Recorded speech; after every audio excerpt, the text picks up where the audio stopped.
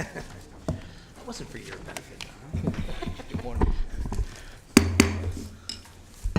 Good morning and welcome to the April 9th, 2019 meeting of the Sacramento County Board of Supervisors. Would the clerk please call the roll and establish a quorum? Yes, Supervisor Peters. Here. Frost. Here. Natoli. Here. Kennedy. Here. And you have a quorum. Thank you.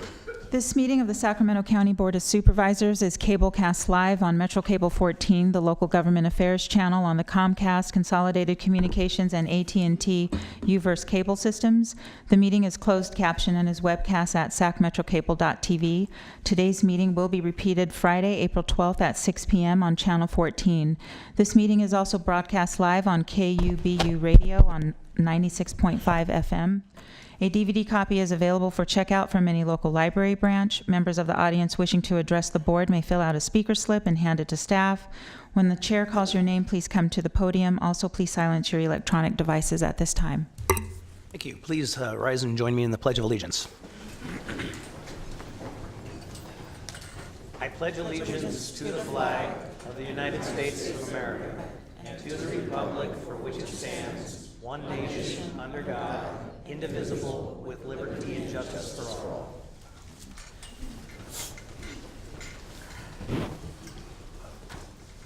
Okay, for your consent matters, items 1 through 49. I do have a title correction for item number 6. Adoption of the proposed conflict of interest code of the Sacramento Regional Public Safety Communication Center, doing business as Sacramento Regional Fire EMS Communication Center. And that's all my notes for today. Thank you. Are there any questions? The board? Comments? Mr. Natoli. If I could very quickly, just on item 32, my understanding is that with that AC overlay project, we can still make some final tweaks. We're looking at some neighborhoods that are included in District 5. So I just want to be clear on that, Mike. If we approve this today, that, again, recognizing obviously with the limitations of the funding that's available for any specified supervisor district, we can still take a look at that. Is that right? That's correct. Okay, Supervisor. good, thanks. Okay, thank you. Yes, Ms. Peters. Yeah, thank you. I'd like the record to reflect I'm recusing myself on item 15 due to a potential conflict of interest. Anybody else? Is there a motion? I'd move the consent calendar. There's no speakers. Chair will second. Please vote. Unanimous vote with those members present. Let the record reflect that Supervisor Peters recused from item 15.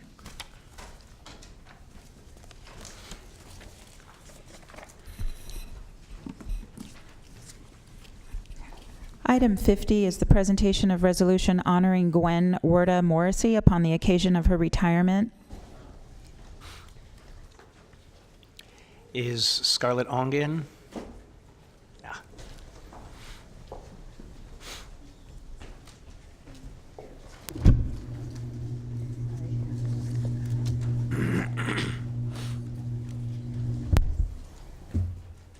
Good morning, everyone. My name is Scarlett Ong, and I'm the Health Program Coordinator for Correctional Health Services Juvenile Program of the Department of Health Services. I'm delighted to be here today to honor Gwen Werda Morrissey's retirement after 25 years of dedicated service and commitment as a supervising registered nurse for our organization. Gwen brought in 15 years of clinical skills and knowledge from working as an intensive care unit and emergency room nurse from various area hospitals before dedicating 25 years of her nursing career to the County of Sacramento. This gave her an edge to successfully manage and influence younger and less experienced nurses, as well as motivate seasoned nurses to their highest potential in the detention and correctional facilities. She was nominated as an Employee of the Quarter within 6 months of county employment for developing new procedures to maximize efficiency of nursing personnel and improve the care of the inmate population. Over the years, she received 3 commendation letters from the sheriffs and her program manager for her calm and systematic approach to emergency situations, including a fire at the main jail and evacuating the medically vulnerable inmates during the flood in 1996 at the Rio Cosumnes Correctional Center. She endured several changes of management and administration but she continued to be a team player and an agent of change. Aside from her duties as a supervising RN, she took on a task of developing and updating the medical and nursing policies and procedures for the youth detention facility in our preparation for national accreditation. Gwen also developed and kicked off emergency preparedness trainings and protocols, as well as education programs for the nursing staff, the youth in the detention facility, and custody staff as well. She also volunteered as a first responder in behalf of Sacramento County, providing medical care to the victims of the car fire in Redding, California. Gwen's innovative efforts and dedication contributed directly to the success of our program. Her commitment to personal and professional integrity is one of the driving factors for our staff to continue our pursuit and positively setting us apart from other programs. On behalf of our program, it is with great pride and admiration that we congratulate her on her retirement. We are sad to let her go, but today we celebrate her and her individual and collective contributions to our program's success. Ladies and gentlemen, Gwen Werda Morrissey. Thank you.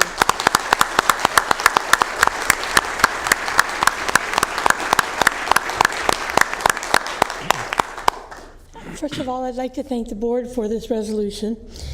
I have worked at Sacramento County for 25 years, and I've worked with some really fabulous people.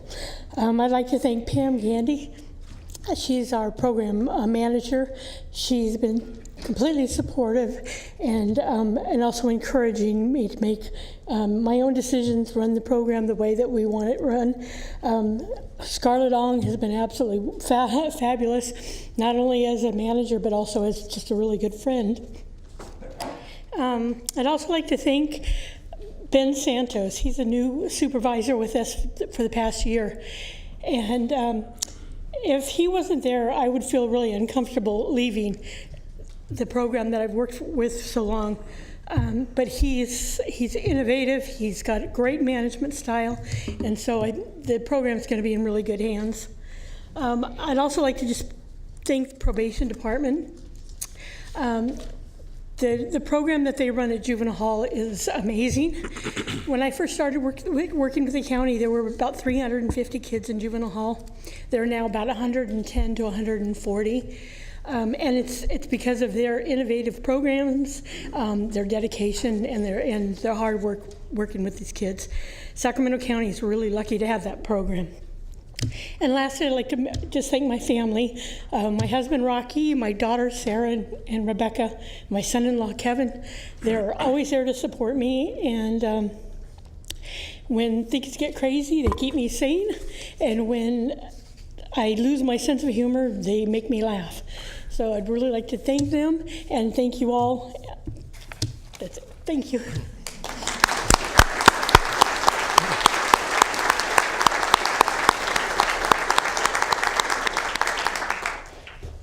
If I could, Gwen, before you step away, I just, obviously it's bittersweet in lots of ways, and there's some emotion here today. I thank you for your service, as we all do in the resolution, but just would note, I think, the work that goes on within our institutional framework, recognizing that not just by and large, but in all cases, the folks that are either in our care as wards and or in the adult system, they're not there by choice. Nonetheless, their health, their mental health, their physical health is very, very important. And I think the folks that come from with the health background and certainly the skill set in nursing and in other support services are critical to their well-being while they're certainly in the care and custody of the county. But I think also, that that caring spirit that helps them in situations, obviously, that they find themselves in, and a lot of times they've made bad choices. But nonetheless, that's been very, very important, Gwen. And I know that as tough as those days can be sometimes because of obviously the setting, it's a confined setting, but one where you're there to not only do a job, but hopefully to convey to folks that people do truly care about them, and both inside as well as outside the institutional setting. And obviously your colleagues think very highly of you. So I just want to thank you for your service and recognizing often oftentimes it's kind of invisible to the general public. It's been a very, very important role you've played, and sort of your leadership and caring spirit have helped a lot of folks. Some who you know, others that you may not know, just by the virtue of the fact that they were there and you were able to assist them in some way. So thank you so much. And I'm just curious, what are you going to do in retirement? You were kind of, the tears kind of tell us the fun part that you have planned. So. Travel. My first trip is going to be into Iceland in September. And then after that, we're just going to go wherever we can go. Very good. All right. Well, great. Enjoy, and God bless you. So thanks. Thank you so much.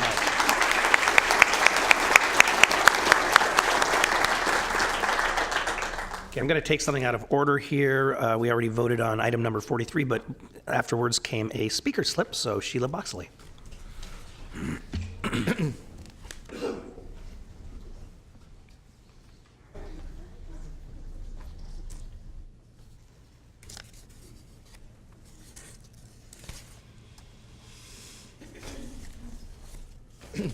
Thank you, Mr. Chairman. As it turns out, we had a whole team of people who were circling around outside, and therefore I'll speak on their behalf as well. This is indeed Child Abuse Prevention Month, and it's a very important opportunity for us to raise awareness about child abuse and the fact that it can be effectively prevented. And I want to let you know that some of the folks behind me here, as well as some others whom I'm going to name, were part of a team of cross-disciplines that attended a summit a few months ago. The purpose being to begin the development of a comprehensive child abuse prevention plan for Sacramento County. Sacramento County was selected competitively to participate in this summit. There were 22 of the 58 counties who were ultimately invited to bring a team, and there were panels of experts as well as our illustrious team who spent the day and are now continuing to meet, and you can anticipate a plan from us in 2020. But I want to highlight the folks who were part of the team. Michelle Calles and Stephanie Biegler are the co-chairs. Olivia Cassiri, Julie Galello, Melissa Lloyd, Kendra Montgomery Black, Michelle Evans, Melissa Jacobs, Richard Dana, Rachel Rios. Did I say Melissa Lloyd? Yes. Okay. All right. I'm going down this list, sorry. As well as some newer additions to the team, and that's Natalie Woods Andrews from SCOE, Marlon Yarber, Ann Edwards, and it is facilitated by Office of Child Abuse Prevention and Strategies 2.0, which is a part of the Child Abuse Prevention Center.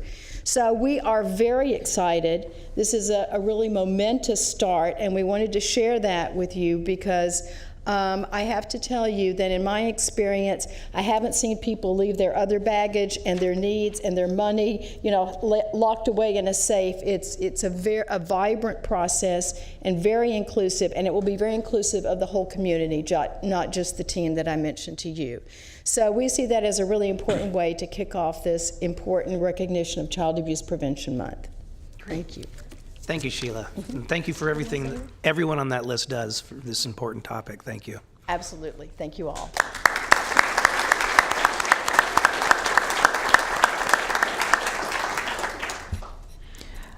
Item 51 is the presentation of resolution recognizing Fair Housing Month in Sacramento County, April 2019.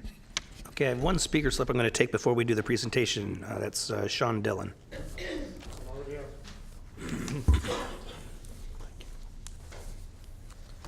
So good morning, Chair, Kennedy, and Supervisors. Fair housing is an ideal we should all celebrate. Unfortunately, for Sacramento County tenants, housing is anything but fair. High rents and eviction rates are displacing them from their communities, summing to homelessness, and adversely affecting and disproportionately affecting immigrants, communities of color, and seniors, the very populations that the Fair Housing Act is here to protect. Our fundamental goal of government is to address and eliminate discrimination and to assure the rights of all persons to purchase or rent a home without regard to the source of income. Yet many Sacramento County families find their housing choices more limited each day as more landlords choose not to accept Section 8 vouchers. While other cities and counties, including Los Angeles County, have adopted ordinances specifically prohibiting this form of discrimination, Sacramento County still has not. making it still legal in our communities. As a goal of the highest order in its general plan, Sacramento County has established equal housing opportunity for all its residents. How can we have equal housing opportunity when we have a deficit of 70,000 affordable units? What is the plan to build out these units? What happened to an inclusive housing ordinance that was once the strongest in the nation? Sacramento County says that it can take pride in its long-standing commitment to fair housing. Does it also take pride in the fact that Sacramento County communities have some of the highest eviction rates in the state, North Highlands being number 1? Does it take pride in the double-digit rent increases that Sacramento County families face year after year? Sacramento County is committed to continuing to identify and remove impediments to fair housing choices, a commitment that has thus far been manifested by silence and inaction as this body has chosen to hide behind the realtor and apartment associations rather than face Sacramento County families and hear the true reality of the rental housing crisis we face. Until we have a public hearing on the rental housing crisis and hear directly from affected families, until we develop a plan to build out our deficit of affordable housing units, until we take steps to prohibit Section 8 voucher discrimination, fair housing in Sacramento County will continue to remain as empty and hollow as this proclamation. Thank you. Thank you. Thanks. Okay, with that.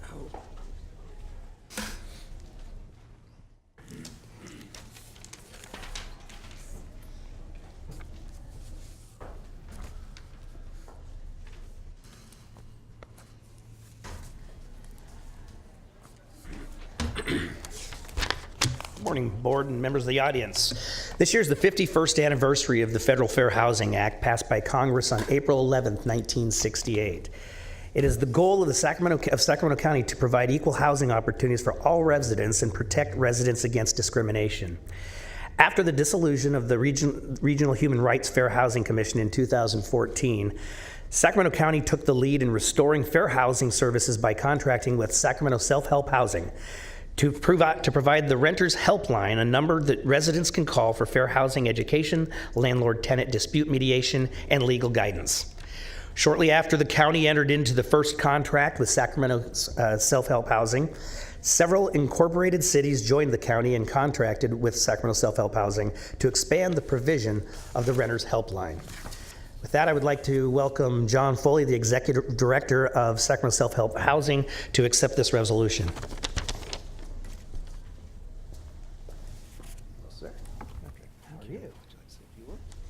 Sure. First, my name is John Foley, Executive Director of Sacramento Self-Help Housing. Every year we do this. This is the first time someone has taken the opportunity from the audience to speak, and you know, what he said. It's a crisis out there. Folks call your office probably almost every day in terrible pain, not knowing if they can continue to maintain their residence. You refer them, hopefully, to the helpline, and we talk with them to explain, you know, what their rights are, what their possibilities are. Often we're able to help them to, you know, think through how to continue to stay where they are one way or another. Sometimes we have to help them relocate. They just can't afford that nice apartment anymore and have to step down to a not such nice place, and we help them find an okay place anyway. It's very stressful work. Our staff speaks many languages, and as you heard, that's one of the issues, is immigrant communities that really are stressed out by landlords who take advantage of them and leave them feeling vulnerable and helpless. It's possible to imagine a world where there's enough housing for everyone and it can be affordable, but we don't live in that world here in Sacramento. So we're appreciative that you support our work to at least be available to comfort people, to tell them their rights, and to help refer them to other housing if they have to move, or to potentially bring in an attorney. We have attorneys on staff if it looks like they really are being discriminated against, which does happen. That's particularly true for folks who are disabled. Very often, landlords won't make accommodations for people without a phone call from an attorney to remind them of their legal responsibility, and we can provide that. The county has taken the lead on this, and we very much appreciate your support through the years on this effort. Thank you.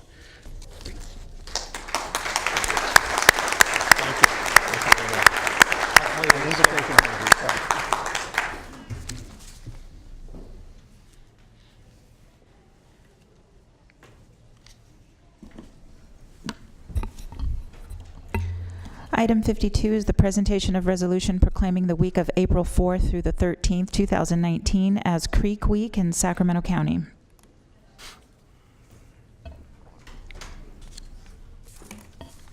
It's Ken Ballard here. There you go. Yes. Good morning, Chair Kennedy, members of the board, and members of the audience. My name is Ken Ballard. I am the supervisor for the County of Sacramento Department of Water Resources Stormwater Quality Group. Thank you. And we are here today to recognize Sacramento Area Creeks Council for their outstanding commitment to our community, as well as the 29th Annual Creek Week. The Department of Water Resources is proud to be partnering with Sacramento Area Creeks Council to increase awareness about pollution prevention by encouraging our residents to keep our creeks clean and emphasize the benefits and value that creeks provide to our community and wildlife. Last year, more than 2,000 volunteers participated in Creek Week, cleaning 35 miles of creek, and in doing so removed 16 tons of garbage from our waterways. That's a tremendous effort, and it's those efforts that really help protect and preserve our waterways. Each year, Sacramento Area Creeks Council works hard to bring this event together and promote this event, and in doing so brings together a lot of different communities for this worthwhile event. I would like to quickly acknowledge Sacramento County Departments of Waste Management and Recycling, Regional Parks, and Department of Water Resources, Drainage Maintenance and Operations staff for assistance in this year's event. With that said, I'd like to call down Altatura, President of Sacramento Area Creeks Council, so she can discuss a little further about this year's event.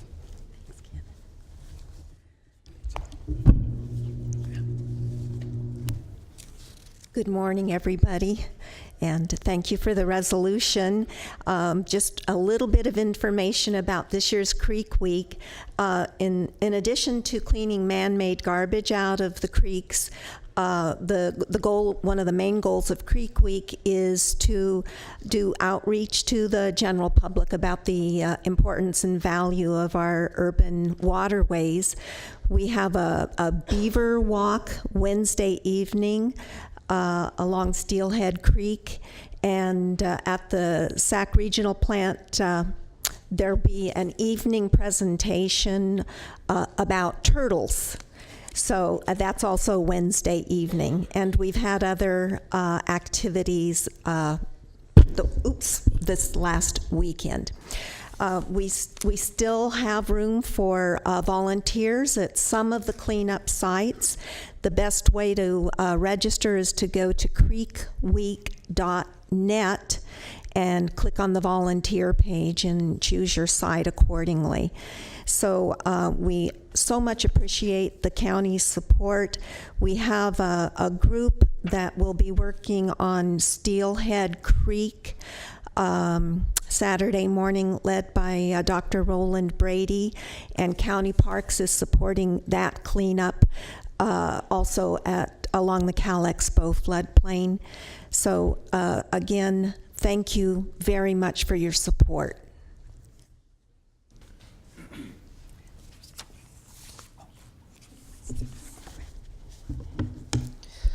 On behalf of the County Board of Supervisors, we want to express our thanks and appreciation to Altatura and the Sacramento Area Creeks Council for celebrating the 29th Annual Creek Week. We also want to thank all the present and past volunteers who donated their time and efforts to enhance and improve our local waterways. Your efforts are making a positive difference, and we'd like to thank county staff involved with the coordination, cleanup, and promotion of Creek Week. Now, if we could have everybody who's involved with Creek Week come down for a photo, that would be great. In the meantime, Alta, I'd like to present this resolution on behalf of the board.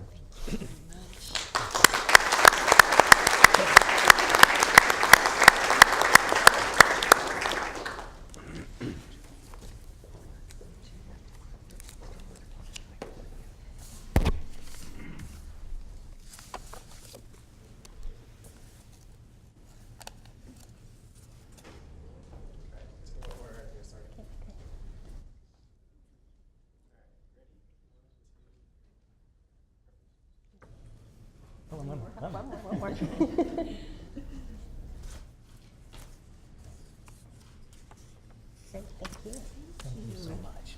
Okay.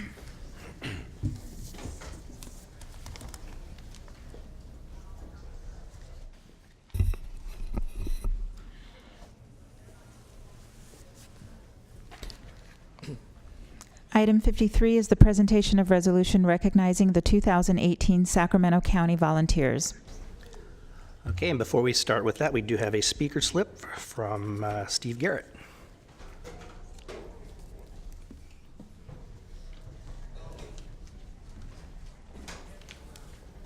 Welcome, Mr. Public Defender. I'm Steve Garrett, Public Defender. That slip was put in to speak on behalf of our volunteer for this. And He's on part of the program. Oh, this okay. is part of the program. Okay, great. I'll step back and we'll wait for that. Okay. Then with that, would Dave Comachero come forward?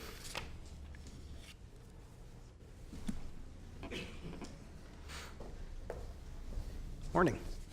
Good morning. Thank you, Chair Kennedy, fellow board supervisors.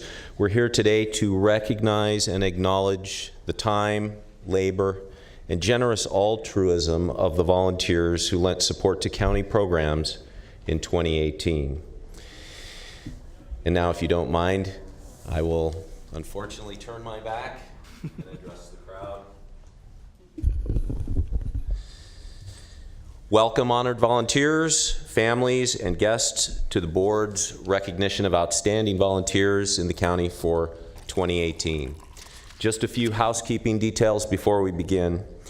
We will have a professional photographer taking pictures of each one of the awarded volunteers or groups, so please be attentive of his presence. If you wish to take photographs, allow him the professional courtesy first. Second, if you did manage to park in our county parking lot, please make sure you leave out of the H Street exit. There are parking attendants there to assist you with that departure. That's the exit that faces the county admin building. And finally, there will be a reception in the lobby immediately following this, and then the board can resume normal business. And again, welcome.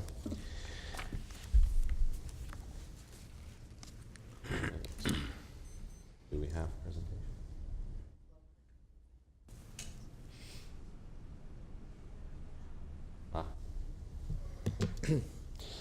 This year, the county is recognizing 5 departments. Together, the county has utilized over 1,000 volunteers and interns in the prior calendar year. They donated over 260,000 hours. Now, this may be difficult to put a dollar value on their volunteer time and labor, but if we did have a volunteer equivalent wage, they would have contributed $7,658,750 of time and labor last year.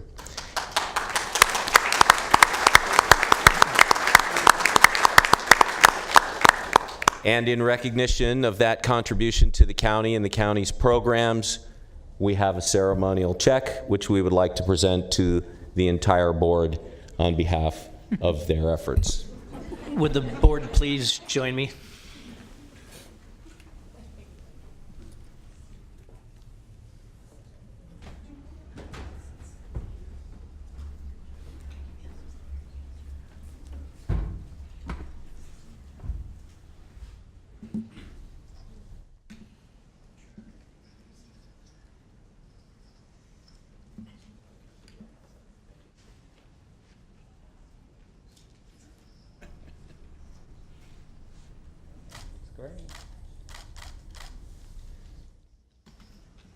Great accomplishment, however, it will be difficult to catch. Good try. Cash deposit only. Okay, and with that, we will begin with the very first recognition department. This will be for the Child, Family, and Adult Services, and I'd like to call down Program Manager Catherine Johnson.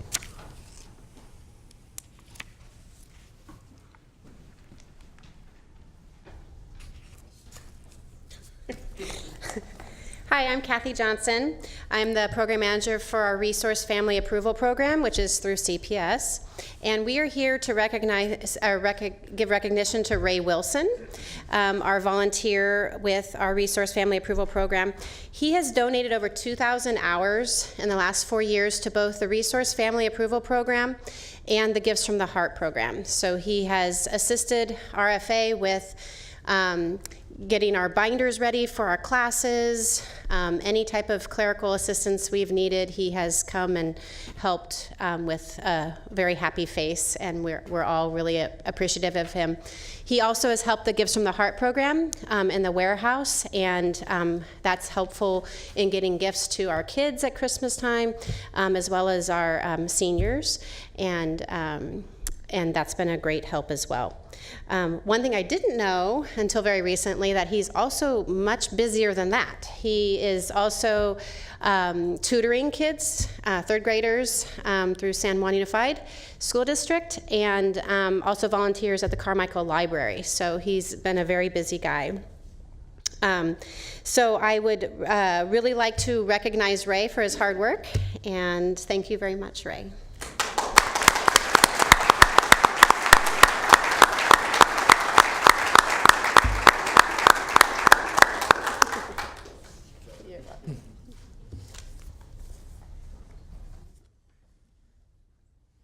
Katrina, can you please come out too? Katrina is the supervisor for our clerical team, and so she gives Ray's duties. And I'm talking with Gifts from the Heart. We love Ray. Yeah.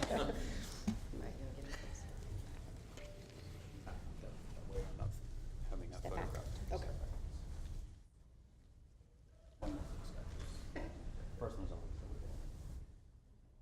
Show your.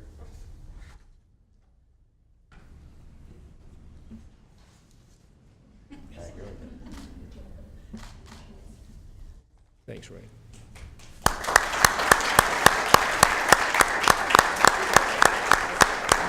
I'd like to say one thing quickly. I'd like to thank the RSVP program, the Retired Senior Volunteer Program. The assistance that they've given me, as well as I'm sure some of the other volunteers, is greatly appreciated, and I think that they need a shout out too. Thank you.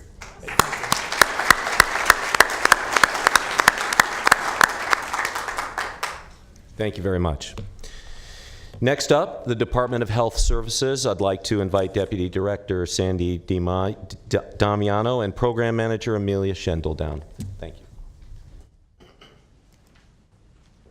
Good morning. We're delighted to be here today to honor a WIC volunteer. It's an excellent program. We are able to recruit a lot of volunteers. A lot of volunteers seek placement with WIC, and I have our WIC director here to give the award.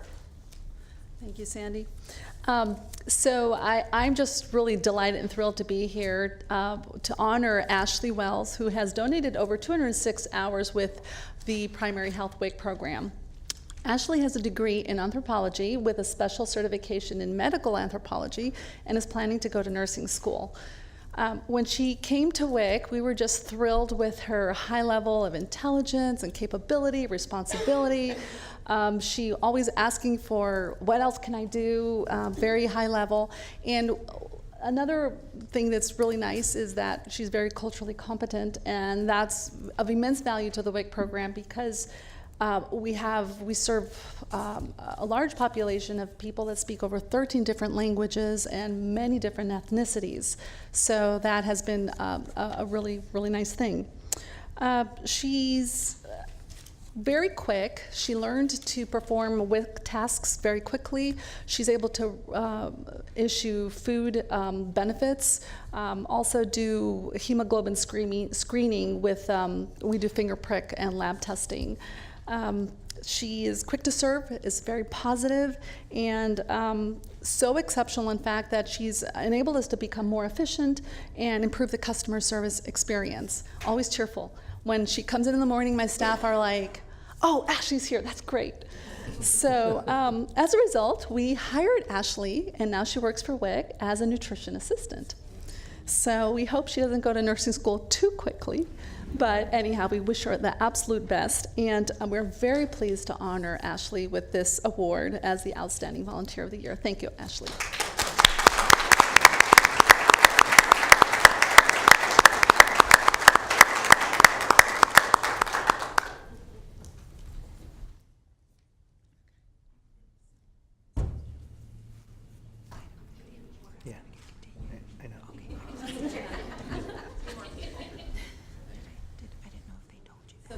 Sherry's the site manager, and Luba is the dietitian who works very closely with Ashley. And I'm the volunteer coordinator for the department, Jerry Thompson. You take a big step back. So that way everyone's fitting. Keep going.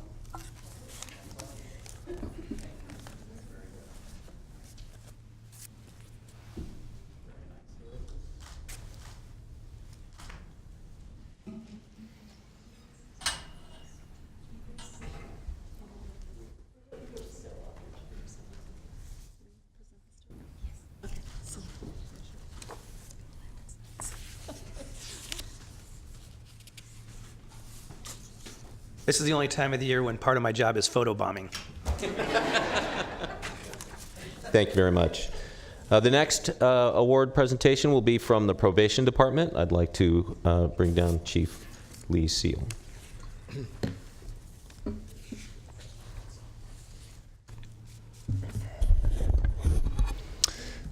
Thank you, and good morning. Thank you to the chair, members of the board, for having us for this very special event to honor so many people who make such an important contribution to Sacramento County. I'd like to first start by honoring Maria Ferguson. I'm going to have you come on down right now.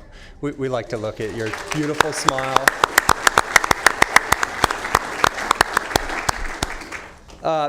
Like so many of our volunteers, Maria does fantastic work helping us to achieve our mission of providing assessment, treatment, supervision, support to our clients, opportunities for rehabilitation, growth, mentorship, assistance, sometimes just a person to talk to and a person to listen. This is Maria's second time being recognized as a volunteer. She works in our youth detention facility with some of the fantastic people up here in the corner.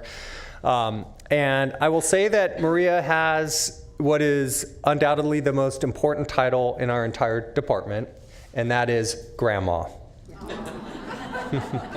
And she really epitomizes everything that a grandma is and should be: someone who listens, supports, provides encouragement, a hug, whatever's needed for those kids inside who often come to us with so much trauma, so many challenges.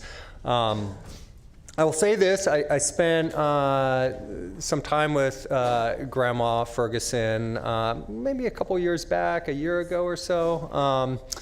And if you think that it's all smiles and let me just warn you, there's some toughness here, and you don't want to come to her expecting that she's going to tolerate any kind of nonsense. She holds mostly the boys, it seems, quite accountable, and they know that they're not going to get anything past you. So you, like so many people in our department, provide such important work, and on behalf of the entire County of Sacramento and the Probation Department, I want to thank you for everything that you've done. All right, you're welcome.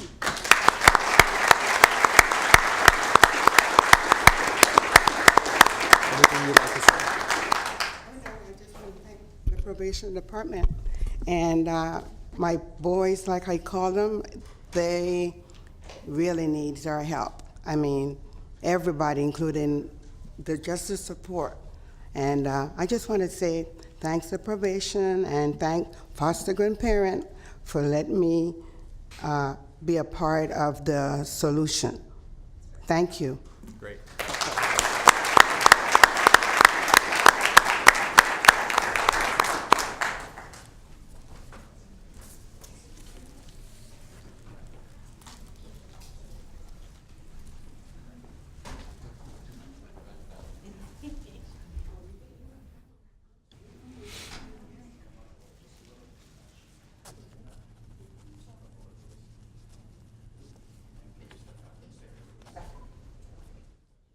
I'll let him take a picture first. This is your department. Okay, take a look right here. There we go. Thank you.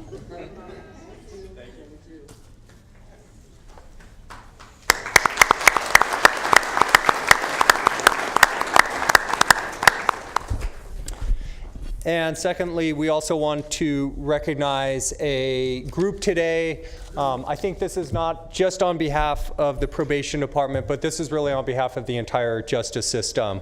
We're going to honor 6 mentors who provide all kinds of incredible and important essential services to our Veterans Treatment Court here in Sacramento County. If you're not familiar with our Veterans Treatment Court, it is a collaborative court. It was created in 2014.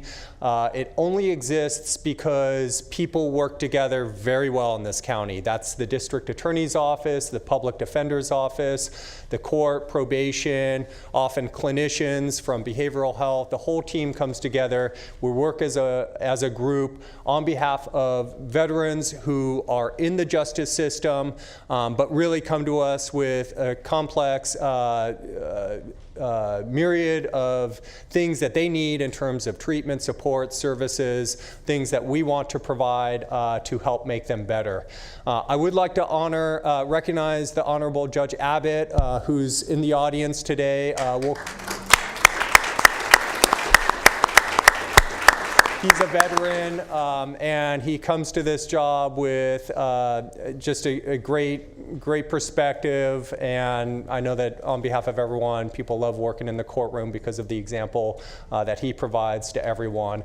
I also want to take this opportunity before we recognize the group to call out Chris Carlson, who's with the DA's office. It really was Chris who in 2014 pushed this entire effort and created the this Veterans Treatment Court, and I don't think I'm ever going to have an opportunity to call out Chris Carlson again, so I don't want to pass this opportunity. He is awesome.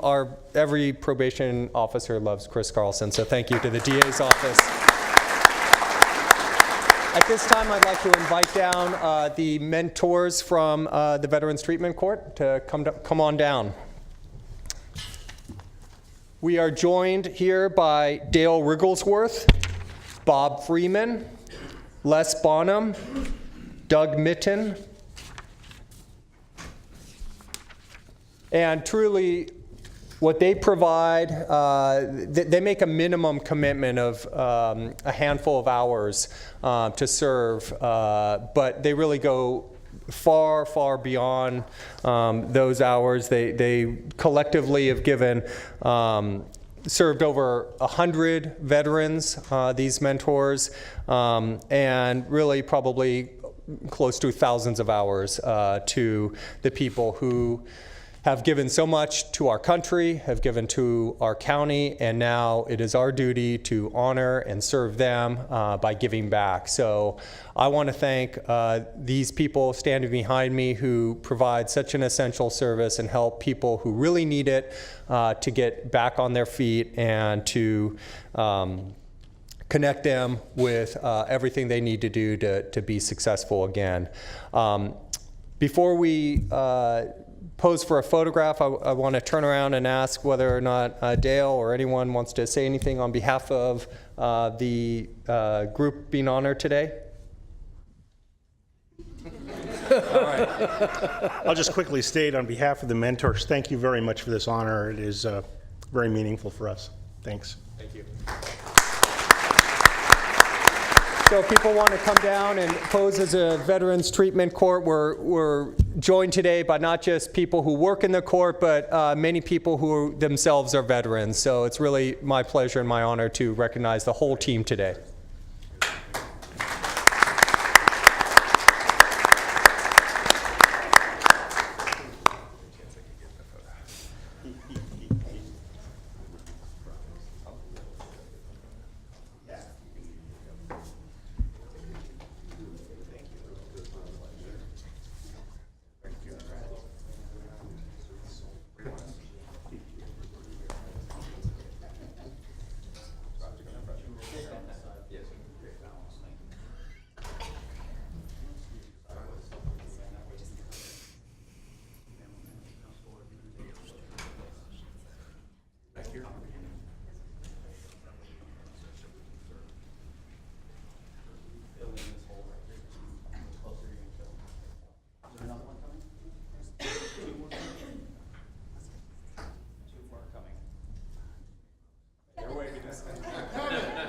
Here they come.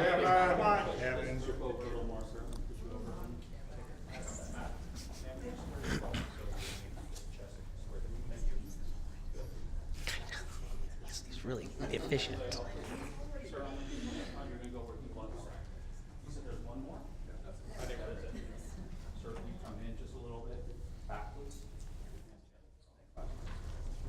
Okay, do you want to take your shot? Go ahead.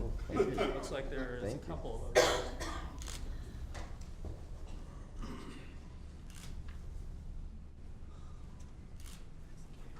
Do one really quickly. There we go. Nice smiles. Got it. Thank you. Thank you.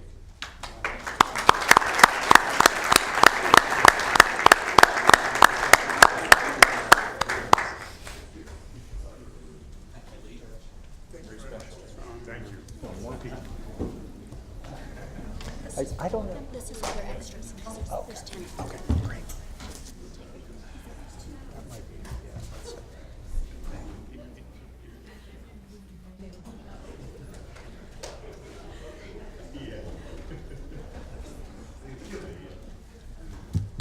Thank you again for all your help. Next up, the public defender from the Public Defender's Office.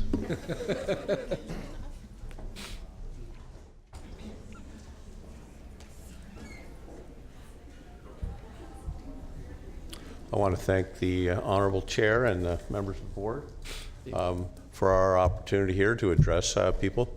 We're here in honor of the volunteers that we have, and we couldn't get the work done that we do without those volunteers.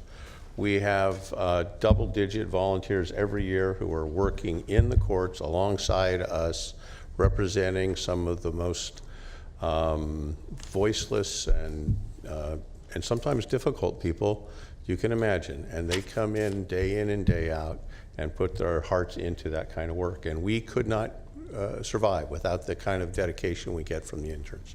And we have interns who work both from the local law schools and throughout the state who come here and give us thousands of hours a year. And we also have undergraduates who help our investigations divisions, and we want to honor all of them. And we can never pick necessarily one person, but we had to here. And the person who we think rose to the top for us is Samantha Ting. And if Samantha, you could come down here, I just want to say a few words about Samantha. Samantha has been recently accepted an offer to work full-time, and she's in trial today, by the way. And one of the judges has given her permission to be here. Samantha worked has volunteered in our office for over 2 years. When she was an undergraduate, she and her father were close, and her father taught her kindness, humor, joy of a good book. And at some point in her undergraduate life, she said, "Dad, I want to go to law school, and I think I want to be a public defender." And she followed that goal when she eventually got into law school. And she volunteered for our office from UC Davis Law School, King Hall, for 2 years, nearly 2,000 hours she put into it. After she passed the bar exam, she came back and volunteered full-time in our office before she got results, and even after she got results. And she supported herself by waiting tables. We think that's deserving of the honor that is given to all the volunteers that the county has. And in our office, we think that that's particularly important. On behalf of all of our volunteers, she will be accepting the award. She stands as a representative of everyone here. We have some current and former volunteers, and I will say that we have quite a distinguished group of volunteers in our office, because 2 of them went on to become chief public defenders in other counties. So with that said, Samantha may have just a brief moment. She'll talk to you, and I want to thank everyone for the opportunity. Thank you so much to the Board of Supervisors and the Public Defender's Office Administration for nominating me for this award. I am so honored to accept on behalf of all current and former Public Defender's Office interns. 2 of them are here in the audience with us today who have donated thousands of hours. to the county, to the Public Defender's Office, and to the pursuit of justice. Thank you.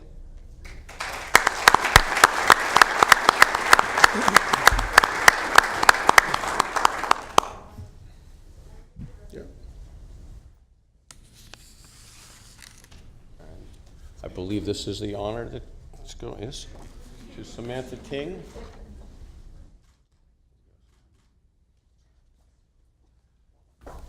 And we have other people here, if they could come down, if they want to join us for the photograph.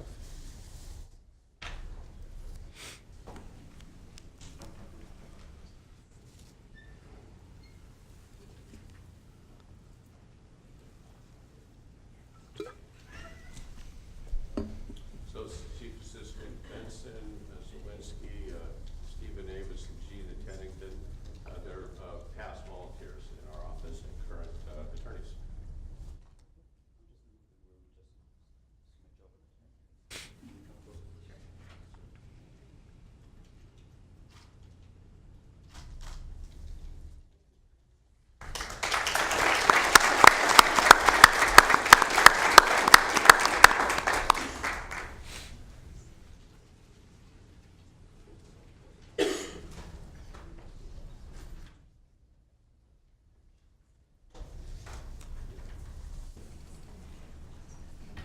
Thank you again. Finally, recognition from the Sheriff's Office. I'd like Chief Deputy Phil Brelgi to come down, please.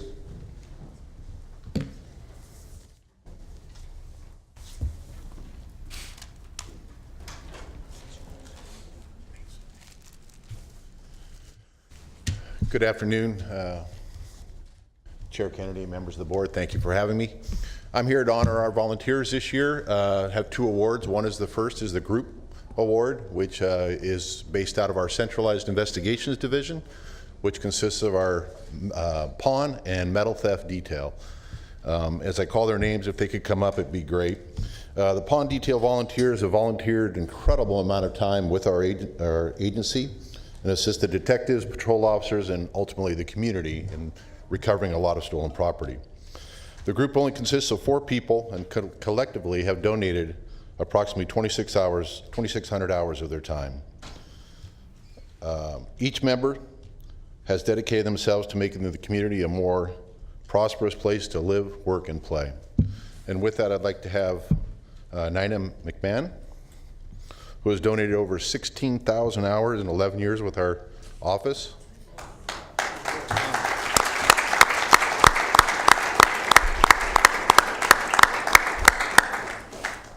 George Merchant, who's donated 7,500 hours.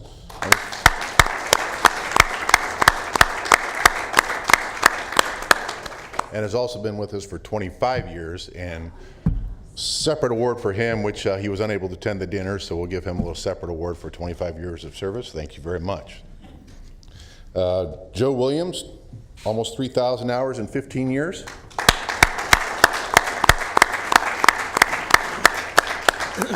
And Gerald Blaylock, a little over 5,000 hours in 15 years.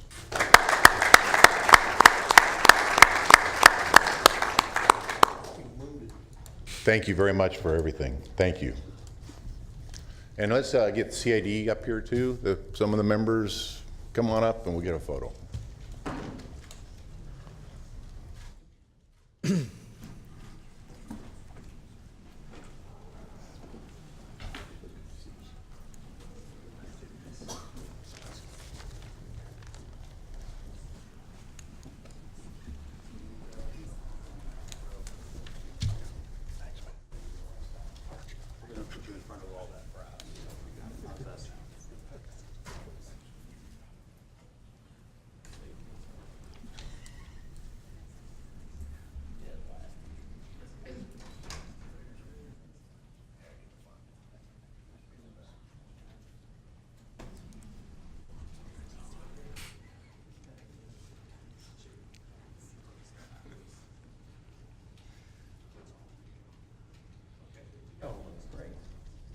Smiles. I'm going to move back. Here we go, right here, my camera. 3, 2, 1. Got it. Thank you. Great.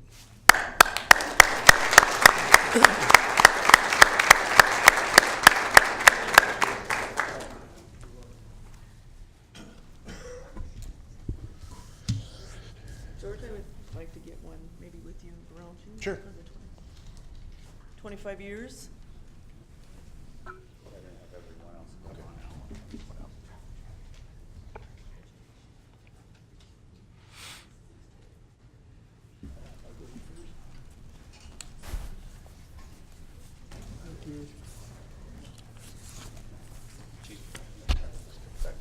Just one smidge back. There we go, perfect.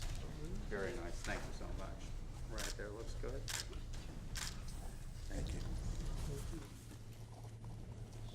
And you also get one of these. And the last one is for an individual award. The Sacramento County Sheriff's Outstanding Individual Volunteer of 2018 is Clovis, better known as CJ Deaton. If you could come forward. Over the past 14 years, CJ has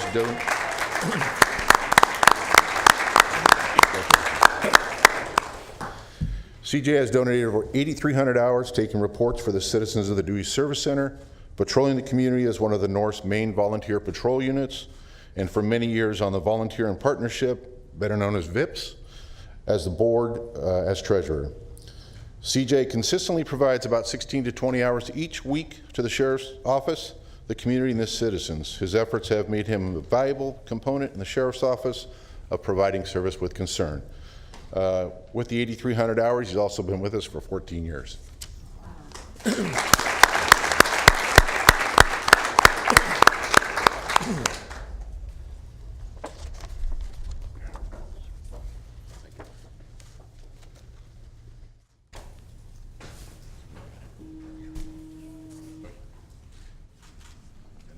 Yep, get up there.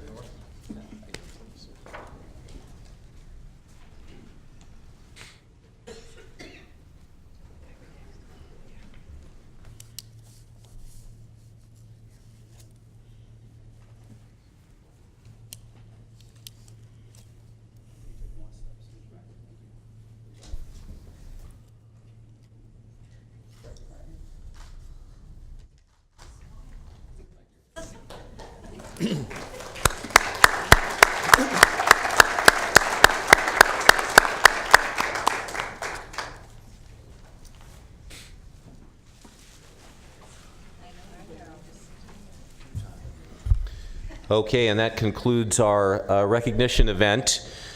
The county does want to extend its appreciation to all the volunteers, recognized and unrecognized, who put in time, labor, sweat, love to make the county of Sacramento a fantastic place to live, work, and play. We also wish to thank Supervisor Kennedy's staff for arranging support for this, General Services for arranging the parking support, the Sheriff's Office for professional photography, Chris Baker for creation of the ceremonial check, and the Department of Personnel Services for the event support. If you wish to volunteer, please consider it a wonderful opportunity. You can go to www.saccounty.net/volunteer, or you can call 916-875-4311 for your volunteer program of choice. Professional pictures can be available from Tanya Bailey, and now we'd like to adjourn and have some refreshments out in the lobby. Thank you very much. Okay, before we do that, there are a couple of board members that have comments to make. So, Supervisor Natoli. Yeah, thank you, Mr. Chair. I want to thank Dave Comanchero for his MC in the ceremony. How about a round of applause for Dave? And just would note, certainly, and I know that all my colleagues certainly join in congratulating the volunteers. We celebrate you. We celebrate your contributions, and certainly with great appreciation and gratitude for the services that you render on a daily basis in support of programming and service delivery to the 1.5 million people of Sacramento County. And I want to just say, too, that as it was noted by some of our department heads, that these services are essential. And when you look at the numbers, that nearly 1,350 volunteers, individual volunteers, and the hours donated, and obviously the value that's assigned to that, that's no small contribution. And each of you has given to this county and to its people in very, very special ways. I guess I would like to say, too, that this year we have a smaller but a mighty core of folks that are being recognized. And I'd like to, I don't see him here in the audience, but certainly through our County Executive, Nav Gill, I think really emphasize to our county departments how important it is to say thank you. We had a half a dozen departments represented here this morning, but we have volunteers that are spread throughout this county geographically and certainly in the various functions. And I think it's really, really important for department personnel, certainly department heads, to recognize volunteers and to have them be here with us on an annual basis, those that are being recognized. And so I would hope that throughout this organization, because I know that through times both thick and thin, volunteers have stood side by side, shoulder to shoulder with our dedicated professionals in Sacramento County to help the people of this county. And I want to emphasize how important it is, and I think the expectation ought to be that departments, big and small in this county, recognize and participate in this ceremony, and certainly I'm sure it goes on throughout the year, in thanking our volunteers for their service to this community. So I would, again, just make that a kind of a call to action through the county executive that really emphasize with our departments how important it is to recognize volunteers, whatever their particular talent in giving of resources. But thank you to all those this morning, and thank you for your good work, and we appreciate some of you folks. I hear how many thousands of hours. My God, that's a whole nother career. So anyway, thanks so much. Supervisor Frost. I just want to thank all the volunteers. I'm so surprised at the numbers. Almost, over $250,000 in hours spent and over $7.6 million in time that we would have had to pay for. And I want to thank all of you for giving us a piece of your time and your compassion and your expertise and profession, whatever profession that is, and for helping to be a part of the solution and for helping us to expand, what limited resources we have so that we can do more with less. Because of you, we're better. So we thank you very much.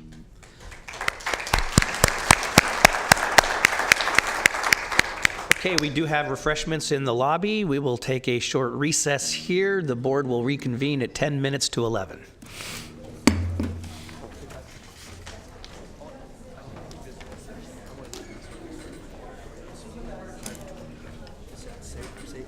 Yeah. Hang on one second.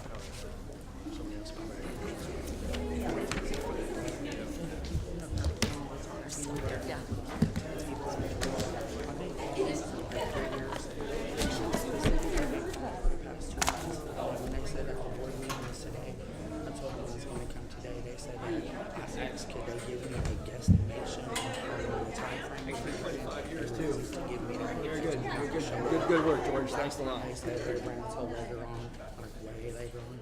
So I figure if I got here by 10, I would be there time to go over their agendas.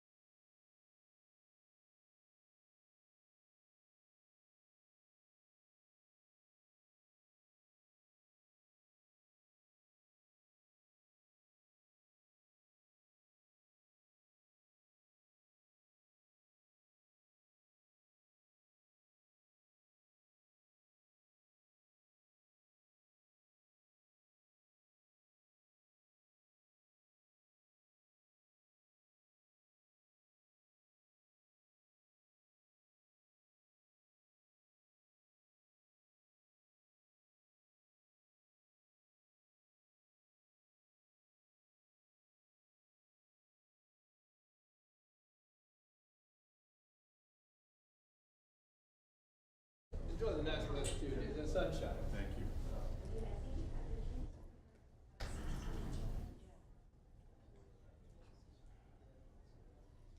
Yeah.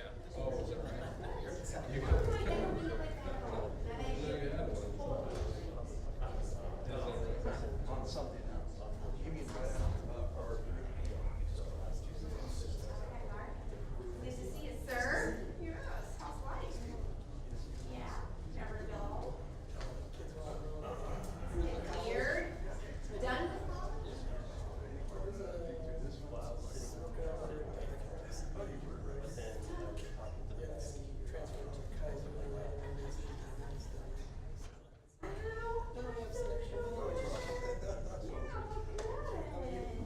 I just, yeah, my grandkids, not from there.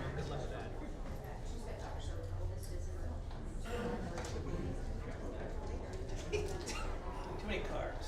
It's crazy.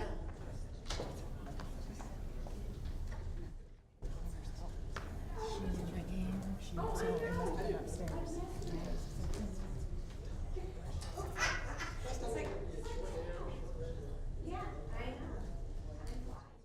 Having fun.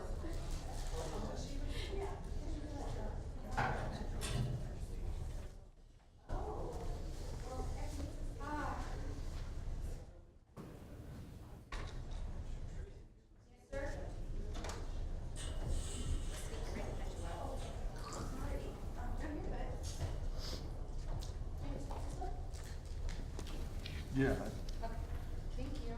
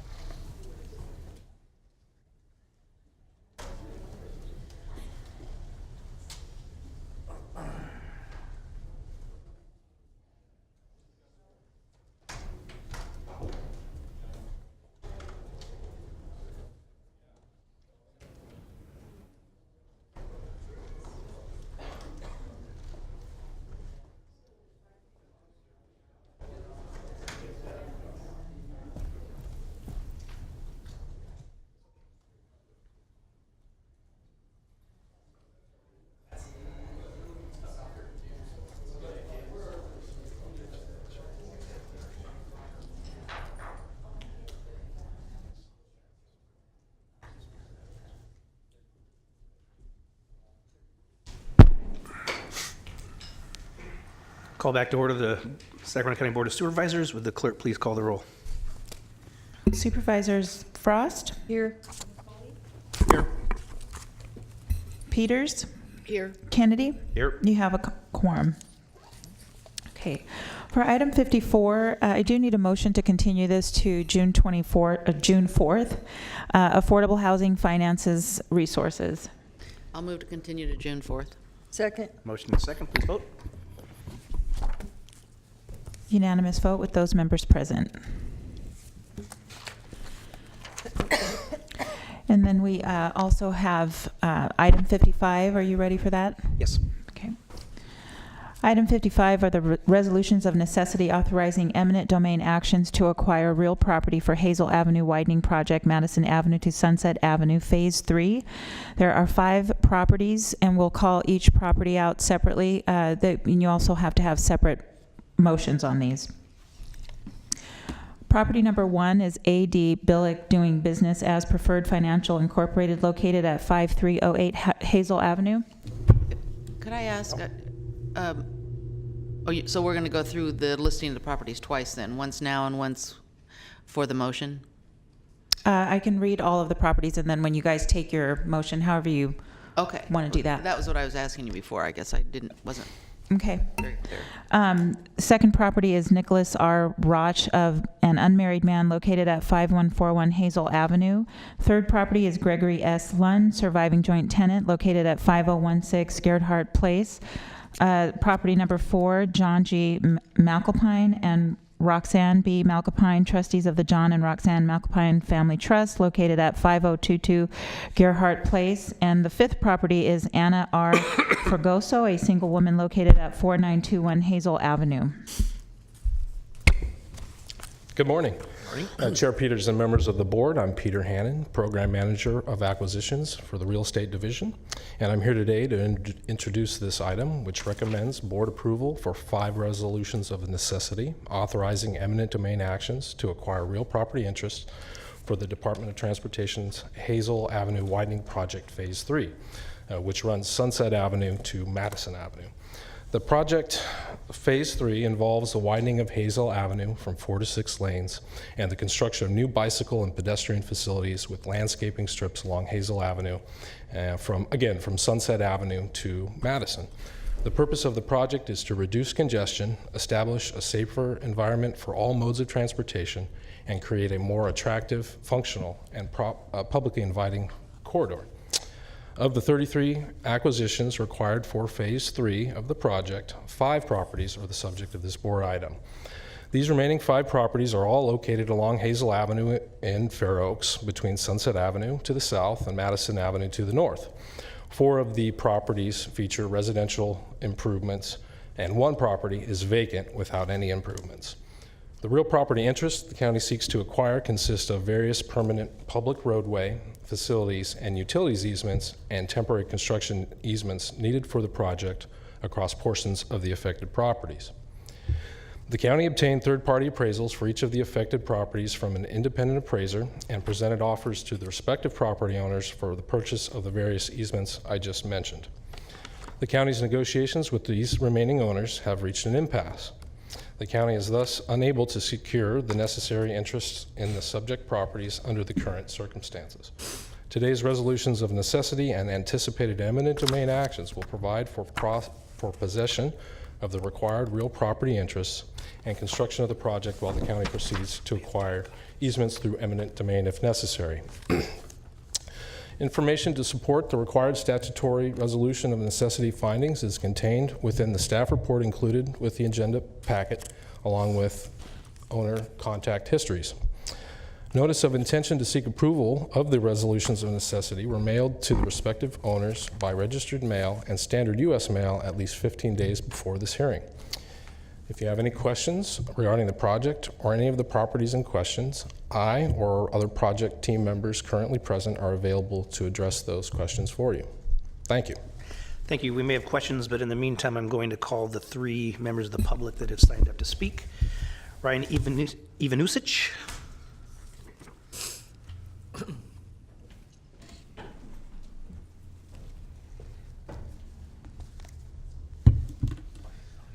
Good morning, Chair and members of the board, and thank you for the opportunity to comment on the proposed resolution. I'm Ryan Ivanisic, and I'm appearing on behalf of Anna Fragoso, who is the owner of property located at 4921 Hazel Avenue. I want to make it clear that we do not oppose the project itself and agree that it serves a great public good. However, we're extremely concerned that the project will severely impact Ms. Fragoso's health. We therefore request that the county acquire her entire property, not just a portion thereof. Any other action would contradict the policies contained in the noise element of the county's general plan. I want to focus on two aspects of policy number 9 in the noise element, which addresses transportation projects.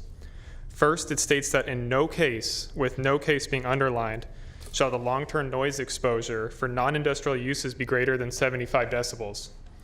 I want to emphasize that the term in no case is one of only a few terms in the noise element that are underlined. This shows the importance that this board has placed on preventing noise above this level. Second, the noise element requires feasible methods of reducing noise when there is a significant increase in noise. Here, the noise study report prepared for this project shows that the noise exposure at the property will exceed 75 decibels.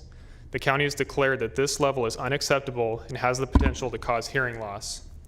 There is also a 3 decibel increase at the property, which is twice the amount that is considered to be significant in the noise element. The use of feasible methods to reduce noise are therefore required. In Ms. Fragoso's case, there are no feasible methods. The county has already admitted that a noise barrier won't be effective at this property. Because there are no feasible methods to reduce noise, the only acceptable alternative is to acquire her entire property. It's important to note that the noise element was approved and adopted by this board. It is a set of county policies with the express purpose of protecting its citizens from excessive noise.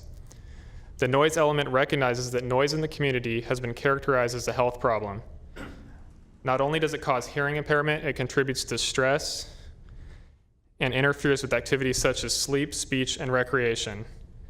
It is stated that when noise increases, the acceptability of environment for people decreases. I noticed that my time may have run. If you could get close to wrapping up. Okay, I'm close. So in Ms. Fragoso's case, the project's going to increase noise to a point where her home is no longer an acceptable environment for her to live. And I just lastly want to touch on the fact that there is some dispute as to whether the noise study took into account the use of rubberized asphalt when modeling the projected noise levels. It's our opinion that it does. The noise study states that rubberized asphalt will be used, so it would not make sense to not factor this in when predicting noise levels. There is nothing in the record suggesting otherwise, and therefore it cannot be assumed. A generalized statement that rubberized asphalt can reduce noise by 4 decibels is not sufficient. There is no indication that it actually will increase the noise by 4 decibels, and since the project will use rubberized asphalt, a third model should have been included in the noise study addressing its impact. If you can wrap up, Mr. I will. Thank you. So just lastly, when determining the reasonableness of a noise abatement measure, common sense must be applied in the individual circumstances that each receptor should be considered. It would lack common sense to project noise levels without factoring in the use of rubberized asphalt, and there is no indication that its benefits were considered each individual receptor. So we just request that you look into acquiring her entire property. Thank you. Thank you. Mr. Natoli, do you want to question now? Yeah, I want to ask Mr. Vanis if I could. Ryan, read your letter on behalf of Ms. Fragoso, and certainly your testimony consistent with what was in the letter. I don't have an exhibit, though, that shows how close the right-of-way takes would bring it to the house, and I guess the essential element here is the driveway opening and the inability to close that from a practical standpoint, even if you sound well. But what would be the remaining distance from, say, front of house to the widened Hazel Avenue with all the PUEs and sidewalk and sound wall in there? How close would it pick to the house? I'm sorry, I don't know that off the top of my head, and I don't think I have that information. Yeah, because there's no exhibit that shows in any of this that shows. I'm sure DOT staff would be prepared to answer that question. Okay. I just want to get some sense about that, because this isn't. Okay. We've had this discussion in other roadways, that have been widened, including Bradshaw Road some years ago. Is the driveway immediately then adjacent? It runs into the garage. Is that? It goes straight from Hazel into the garage. Right to the garage. Yeah. Okay. All right. Thanks. Ms. Peters. Yeah, could I ask DOT staff to come forward with an exhibit and explain the Thank you, sir. Oh, thank for you. your testimony. And show us where the house and the driveway are, and Hazel, and talk about the noise and the rubberized asphalt. Yes. So I'll start off with the exhibit. There's going to be Speak into the microphone, please. I'm sorry. Chair Kennedy, members of the board, Steve White, Department of Transportation. The exhibit you see here shows Ms. Fregoso's property, and we'll have a setback of approximately 36 feet from the back of sidewalk to the front of her home when the project is complete. It is worth noting that the number 3 lane, the outside through lane, moves about 2 to 3 feet closer to her home in the after condition. And then should I respond to some of what was Mr. Ryan's? If you have the information. Yeah, I have a little bit of information. I guess we would respectfully disagree. I don't think we have to go through an entire No, testimony. I would just say, the high points. I would say we respectfully disagree with his assertion that we're violating the noise element of the general plan. Our noise study was put together by Paul Ballard with Ballard Acoustical. He's an expert in this field. We're actually going to be bringing him back on retainer as we move forward with proceedings on the Fregoso property, but we did consult with Mr. Ballard, and I'll try to make it as simple as possible what he told us.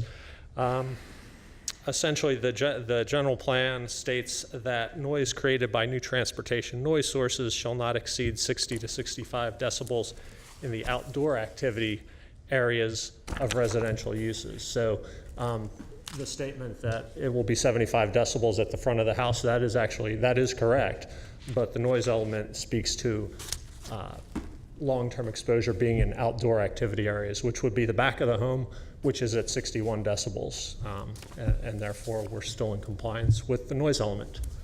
And with that, I'm happy to answer any other questions. I'm sure you'll work out the rest of it in negotiations. Yeah, we'll continue to forward. work with Ms. Fregoso and her attorney, and if they have their own acoustical expert, we're happy to discuss things with him and with Mr. Ballard, and if there's new information, we would certainly entertain that. Okay. Thank you, Steve. Thank you. Thank you. Gregory Lund.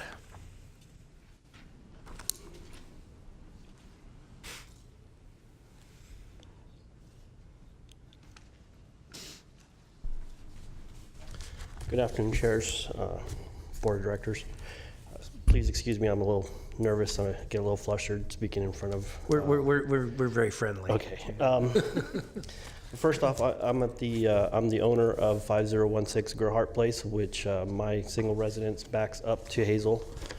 We currently have a 8-foot sound wall that is part of our property that the county is planning to acquire along with the easements.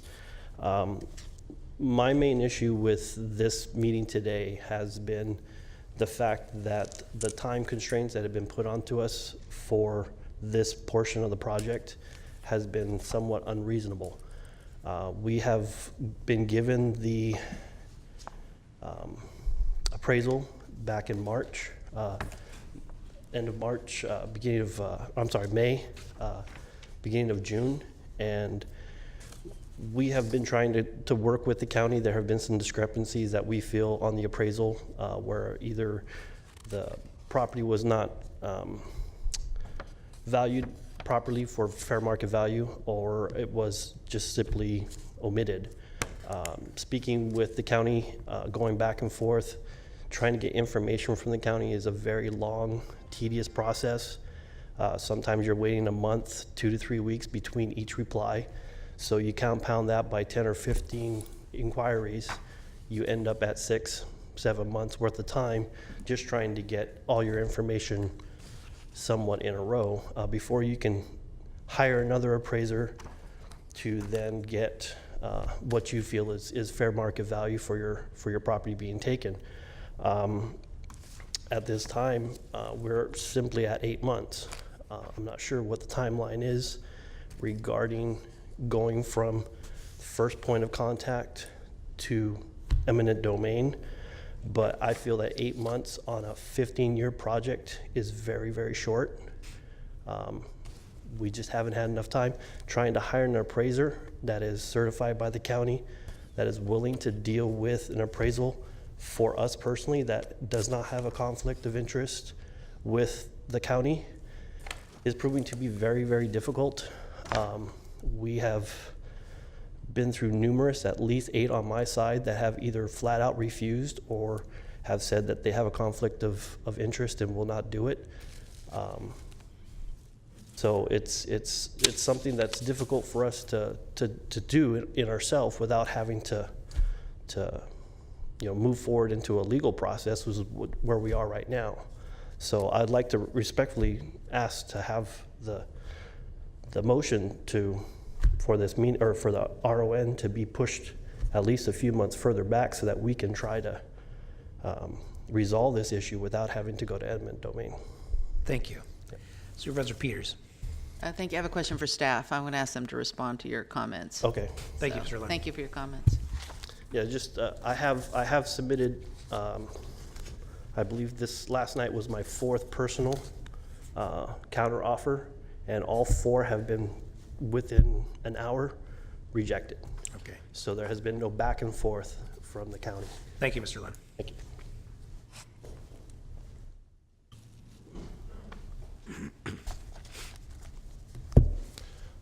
Good morning.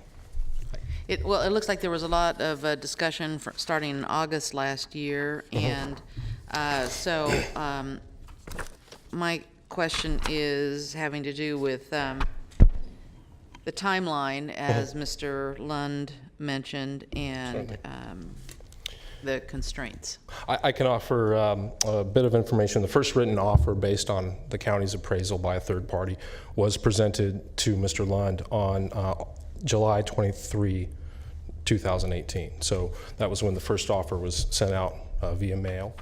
We include a copy of the appraisal that the county receives included in that package. In addition, there is a form. Owners of properties are entitled to get their own third-party appraisal, as Mr. Lund was indicating, and the county is to reimburse them for that. And so we present a form and information on that form that links to additional appraisers that they can choose from. In a specific case with Mr. Lund, we understood that this was an issue. We provided the county's list of appraisers that we use as a effort to, in good faith, to get that information out there. And as a result, it looks like Mr. Lund has been unsuccessful in engaging with those appraisers, but they are available, to him in the. Okay, so the list you sent was not a list he had to choose from. It was just some suggestions. Something to augment. Okay. He can choose his own appraiser so long as they're licensed. What's the procedure then if the homeowner wants to get an appraisal but is unable to hire someone? I mean, well, in absence of an appraisal, coming back from the owner's side of the table, I mean, that's we don't provide that for them. And then he made a couple comments about non-responsiveness. Can you address those? I would not categorize non-responsiveness. I think that some of the questions that we have been presented in real estate regarding the sound study, there was some elevations, and in fact the survey crew from DOT went out to measure the elevation recently of Mr. Lund's home to specifically address his comments regarding the height of the sound wall as it affects his property. His property sits a little bit higher than the other properties surrounding him by a foot or two. So I would not categorize no response. I think that is not simply the case. There is some time taken to assemble some of the items that Mr. Lund has required, and we present those in a timely fashion. Okay, so you will, if we were to go ahead with this today, you will continue to have conversations with him about his valuation and his absolutely, and comments in about fact, sound wall. Mr. Lund alluded to the fact that we just received, well, he sent it yesterday evening, but we received it in our office this morning. Again, his counter proposal, so we'll take a look at that and work with him. So this is not the last time he'll have an opportunity to speak to county representatives? No. During the resolution necessity process, even if we're going forward, it does not preclude continued negotiations and timely resolution of these matters. So we always make efforts stridently after the resolution of necessity is approved to go ahead and work a solution out. So we'll continue to do that. Thank you. Resident Tolley. Yeah, just a question for real estate. I understand that the process as it relates to having the ability to get an appraiser, but I think it's a bit of a dilemma. And again, obviously, it's still up to the property owner to make the honest effort to obtain an independent appraisal. But if they're unable to, because either there's conflict of interest or folks, if the marketplace is such that people aren't interested in doing that, what happens? So what if you get into the court on this and there's honest attempts been made and they can demonstrate that? Again, it's not so much a legal question, is there no other way through a third party that, we have a list that we use, and I can understand somebody's potential discomfort with that, although I wouldn't want to question anybody's professional credentials, but with the clock running, that's the one thing about this, is that once we set this into motion with a resolution of necessity, then it goes into the courts. Obviously, negotiations can go on. I'm very familiar with that. I guess what I want to know, though, is that if it's not within the ability of the property owner with the $5,000 allowance to get an appraiser or get somebody that they have confidence in, what happens? Then they're unable to present that. You're not able to, from the perspective of real estate, to then have that independently verified information to at least have a part of your body of consideration.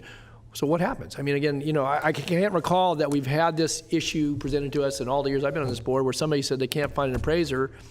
Now, again, that's a relationship between them and whoever they would hire. Correct. Yeah. I mean, we do continue to negotiate with property owners. In certain cases, they are not represented by an attorney. They do not have their own independent appraisal that they have, paid for, contracted for, and we can continue to negotiate with them. I think at this point, we're basically in an impasse on value. If we're moving closer potentially, but at this point, we're just in an impasse on value, and so that just will remain. I mean, we usually would like to have some sort of affirmation from a third party, an appraiser, to reaffirm the owner's position, and then we can work from there. Is there not a process whereby that the county and the property owner, if they're unable to get an appraiser on their own, that you could agree to a third-party appraisal that the two parties could agree to, and that's still paid for under the allowance? Yeah, certainly. So long as the appraiser is licensed in the state of California, I mean, we're able to reimburse for that appraisal that they would provide. So our list in general, the county's list of appraisers, is generally geared towards valuation of easements under the threat of eminent domain. So it's kind of a more specific list attuned to our purposes as a county. But these are people who are professional and well-versed in these issues. And so in an effort of good faith, we provide this on occasion to owners so they can work from that list. I get that, but if the appraisers themselves come back and say they have a conflict of interest, again, that's a little bit puzzling to me that we give them a list where folks have a conflict of interest. That means either they're doing business for the county and or have other business and don't want to jeopardize their standing. And so it could be categorized potentially that they're not willing to accept. I see Keith coming forward. Maybe Keith's done a lot of these. So. Good morning, Deputy County Counsel Keith Floyd. Supervisor Natoli, in answer to your question, in all the years I've been doing eminent domain, I've never encountered a situation thus far with the county or any of the related agencies or districts where a property owner could not find an appraiser because of appraisers saying they had a conflict of interest. I believe there are certain appraisers out there that would certainly give that response because they do work with the county and they would feel that that would be inappropriate for them to give a valuation opinion on a particular project. But there are a lot of appraisers out there. I don't know how many this property owners talked to in this instance. He said 8 is what he said. I can probably come up with some others. Okay. Certainly, attorneys are able, that represent property owners, are able to come up with appraisers that don't have conflicts of interest. As far as the $5,000 amount, that's a statutory cap that's put on there, and it's actually relatively recent. I think it was within about the last 10 years that the legislature put that in there, that a requirement that allows property owners to be reimbursed up to $5,000. What I've seen in the last about 10 years is that generally an appraiser will take on that initial assignment for the $5,000. They might not do, they're not going to do as much as they would do necessarily going forward. If it gets to litigation and trial, there would be more work involved. But for the initial counteroffer appraisal, $5,000 pretty much does it. And the only issue that we've experienced is with appraisers wondering how they're going to get reimbursed, whether that comes directly through the county or the property owner pays it and then they get reimbursed that way. So that hasn't been a problem that we've experienced, and if it is in this instance, I think that probably we could again come up with a few other people that could do the work. An owner can give their opinion as well up to trial, and when that has happened, it's been because it's the owner's choice. The owner's opinion is given as much weight that the jury wants to give it, up to the same level that they would give to an expert. And but again, that's only happened where the owner decided that they wanted to give their opinion in lieu of having an expert, or they gave their opinion, their own valuation opinion, in addition to the expert's opinion. So that's happened as well. Okay, that helps. Thanks, Keith. John McAlpine.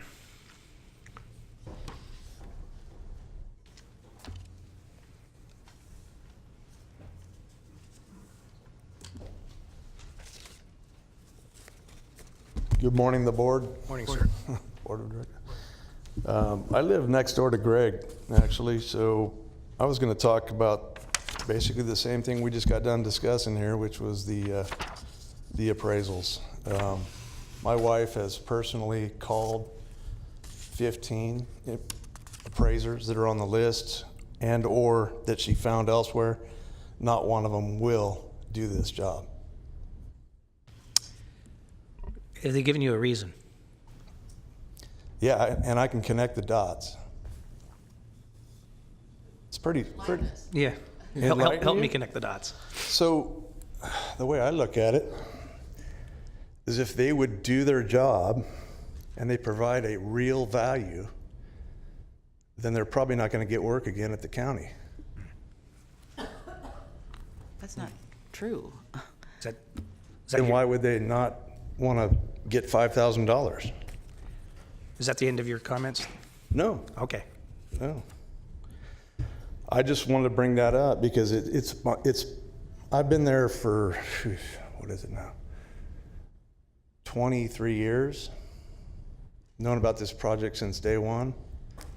Been to all the meetings, whatnot. It's pretty emotional, you know, whenever you get values that are kind of just thrown back in your face.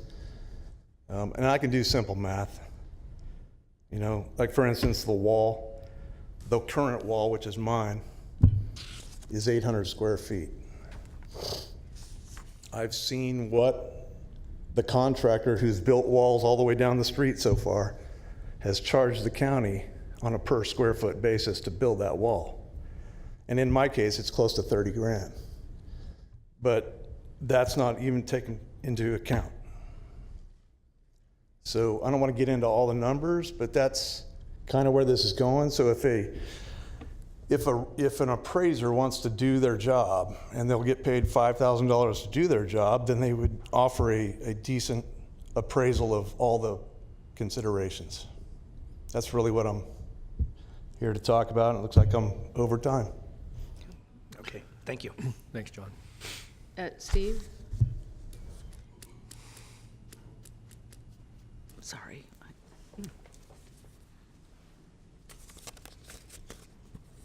Chair Kennedy, members of the board, Steve White, Department of Transportation. I've been on the Hazel project for, well, I had hair when it started. We've acquired properties from over 130 property owners out there, and I can definitely understand where Mr. Lund is coming from. Everybody understands we need this project, but if it's in your backyard or in your front yard, it's stressful, it's emotional. We understand that, and we're committed to working with property owners. We have some flexibility on wall heights, and we're going to continue to work with Mr. Lund and the McAlpines on that. There's some disagreement over valuation. I'm pretty confident that we've had other appraisers up and down Hazel Avenue who have worked for property owners who have come back and done work for the county. And in some cases, they've come back with appraisals that have been significantly higher than what the county's appraisal was. So, we have reputable appraisers in the area who will take this work, and maybe we just need to get the right names to the McAlpines and the Lunds. What's your theory on why some of them are turning down work, if you have a theory? It is a little odd. I'd be curious to know who's turned it down, because we've had this case very often where appraisals will work for property owners and on another project they'll work for the county. If they've done work for the county on this project already, then that's a different story, and that may be what's happening here. Maybe you could verify that list that you're sending, that they have not worked on this project. Yeah, that sounds like... Yeah, that's an easy check for us to do. And again, they don't have to stick with our list. They can use anybody who's properly credentialed. But again, this doesn't end here today. Our construction schedule, we're supposed to be back before the board in December for approval to advertise. Work would begin next spring, a year from now. We're going to continue to work with these property owners and try to reach settlement, and we've succeeded 130 other times on Hazel Avenue. And I can't say with certainty that we're going to reach agreement with the McAlpines and the Lunds, but we are committed to do our best to reach an agreement and to treat them fairly. Thank you. Thank you. That's all the cards I have from the public. Back to the board. I'm going to move the recommendation of staff. I realize we have some property owners who are unhappy. It's not, this has been is this the third phase of Hazel Avenue? So we have had these conversations with other property owners. Some of them have gone to court, but the settlements have always been successful in the end. And so you have more opportunity in the next couple months to come to agreement on what the amount of the settlement is. So that and this, Mr. White will look at the appraiser list and make sure that there's at least several that have not worked on this project, given that there's 120 properties that have already been through the eminent domain action. That means there are a lot of appraisers who've been used. So maybe the list. But again, you're welcome to use your own appraiser too. So I'm going to move the staff recommendation. Okay, if the clerk would explain what the next steps are. Okay, so I'll read each property, and then you guys will make a motion and a second and vote. Okay. So for property 1, A.D. Billig doing business as Preferred Financial, located at 5308 Hazel Avenue. Move it. We have a motion. Chair will second. Please vote. Unanimous vote with those members present. Property 2, Nicholas R. Roche, a unmarried man, located at 5141 Hazel Avenue. Move it. Chair seconds. Unanimous vote. Property 3 is Gregory S. Lund, surviving joint tenant, located at 5016 Gerhardt Place. I'll move the item. Chair will second, but Supervisor Natoli has a question. Yeah, just on these next three, because this does require unanimous vote here today. It requires 4/5 vote on eminent domain.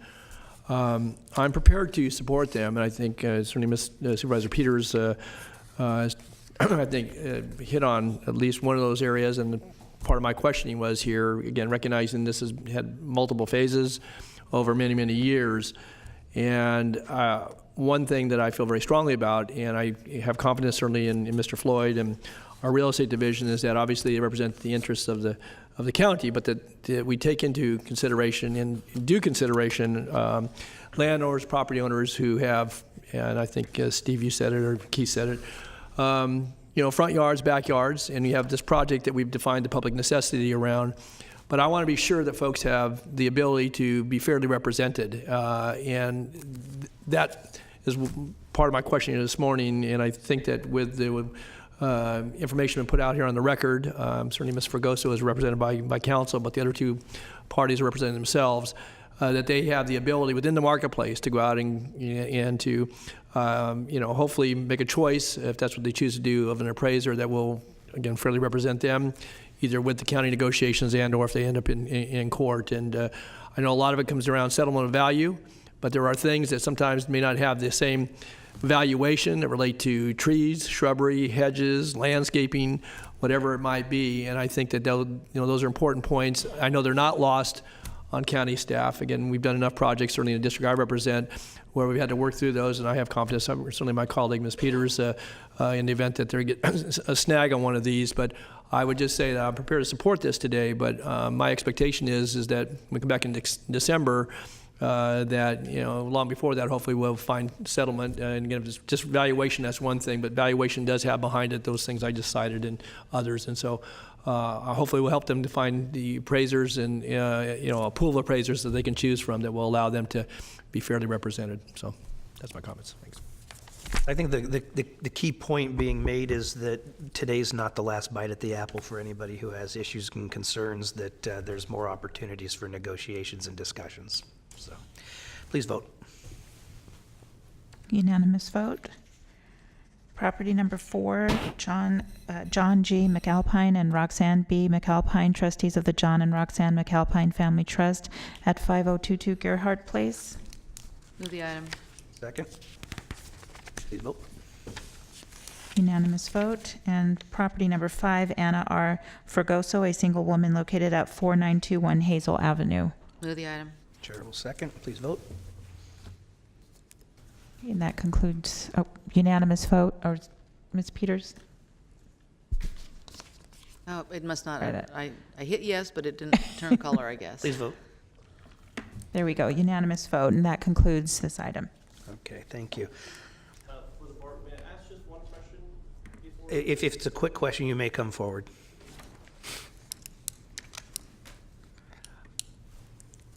Again, But I'll have you know, I'm probably going to divert you over to staff with your okay. questions. Well, I was just curious. I mentioned it before earlier, but what is normally the time frame from the first point of contact to this? This has been, we all know a very long process. I understand the question, but you're not going to get an answer from the board members. I can tell you So that. the board members. I'll ask you to meet with staff and discuss it with staff, who will Okay. have that answer for you. Okay.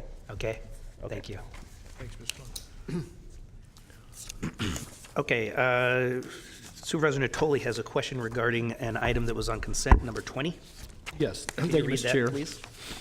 And maybe the clerk can read that into Sure. Item 20 is the authority to accept funding from and execute a revenue agreement with the California Department of Social Services in the amount of $263,640 for the Home Safe program. Okay. Thank you, Mr. Chair, for the ability to revisit this before we leave session today. And I want to just say I had a chance to speak with the chair, but also with Bruce Wagstaff, and I'll ask him in just a moment to weigh in. But I wanted to call attention to this item, certainly supportive of receipt of the grant, requires a match on our part.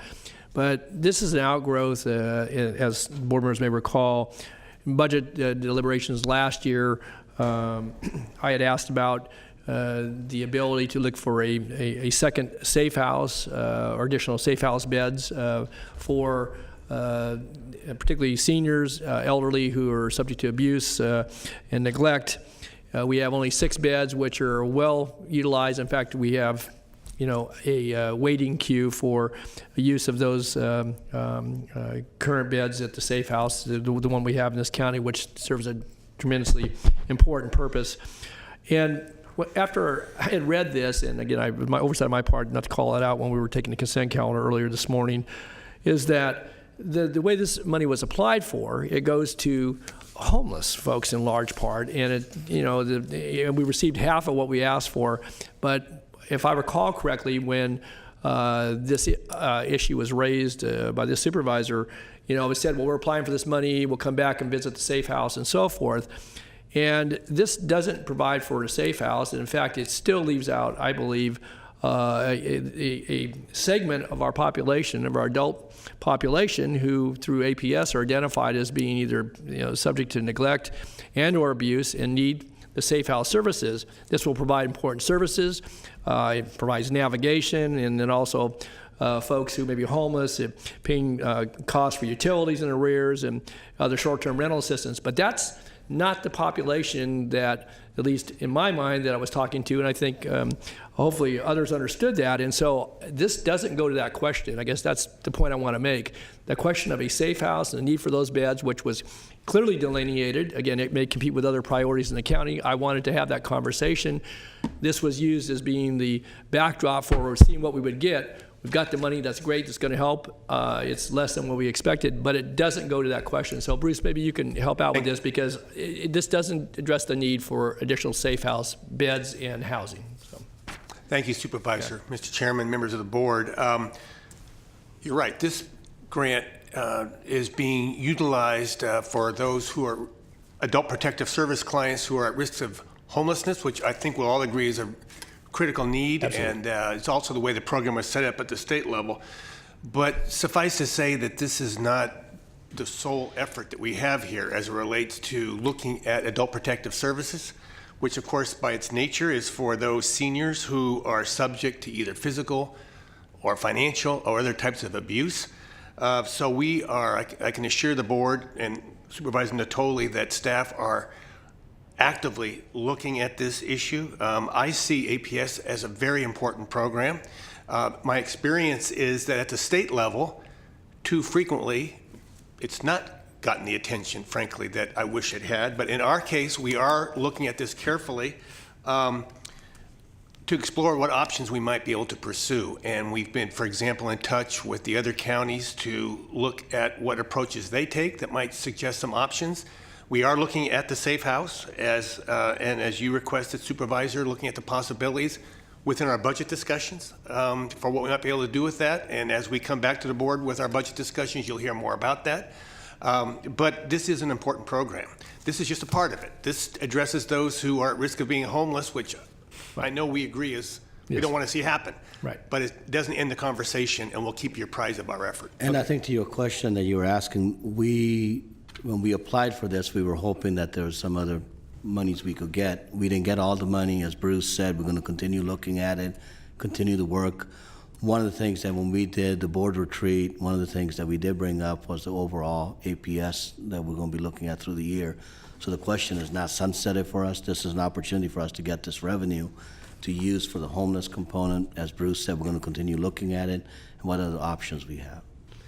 And I appreciate that in both comments by Mr. Wagstaff and Mr. Gill, but I just, again, I want to be sure that, and to your point, it didn't satisfy the question, at least in my mind, nor in yours, it sounds like, either. And again, this is a good program. This will help. It'll help provide services to those in need. I'm glad we've got it again, but we're having to match this money dollar for dollar. And so I guess the concern that I have is in doing that, then does that take away the capacity to look at the safe house component, which, there was, because we're matching this. If I may, Nev and Supervisor, if you note in the board report, we're meeting that match to an in-kind effort. Okay. We're not having to provide extra cash to meet that match. And so we've identified, for example, the expenses we have with the safe house and other things we're doing for APS to meet our state matching requirements. So that doesn't take off the table our discussions about other options. Okay. But I think if there is concern, Supervisor Natoli, we can, as Bruce said, that's the point I was going to make, this is in kind. We do believe in it. But as we continue discussing this, we can look at this money in a different way. Then we can not pursue this, even the in kind. I mean, that's the option from the board. We believe strongly that there is a component. We've had a lot of discussion about homeless, and part of the homeless conversation we've had is that it does leave some segments out. And we've had testimony in these chambers, and the kids get overlooked when we talk about homeless. And the other one that we heard was that the adults are getting into the homeless situation. So we feel pretty strong that we feel that this will be a positive for that. And the recommendation that we brought forward was not in any shape or form supposed to indicate that we're not looking at the safe house. Okay. We were not putting our funds But we did feel strong that if we have adults that are at that point in their life that they do not have any services to get, and if they end up at the street, that's not an outcome that anyone wants at this point. Yeah, I'm not suggesting we not receive the money. In fact, you had board endorse making the application. I support it. Obviously, the board has this morning in the consent calendar. It's a good thing. It's just, I wanted to make sure we keep the focus on, there's another segment of the adult protective services in our adult population. There's substance neglect and abuse that need to have the safe house services or something complementary to that. So That's always been understood by us and by the department. okay, thanks. Thank you. Thanks. All right, thank you. Are Horacio Zamora or Sharita Adams here? Thank you. Then we have one speaker off agenda, Felisa Clark. This is me.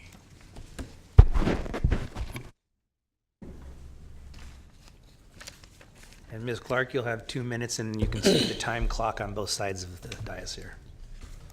I'll try to make it quick, although it's not issues that could be resolved in 2 minutes. I've been calling your guys' board, each one of you members, one by one.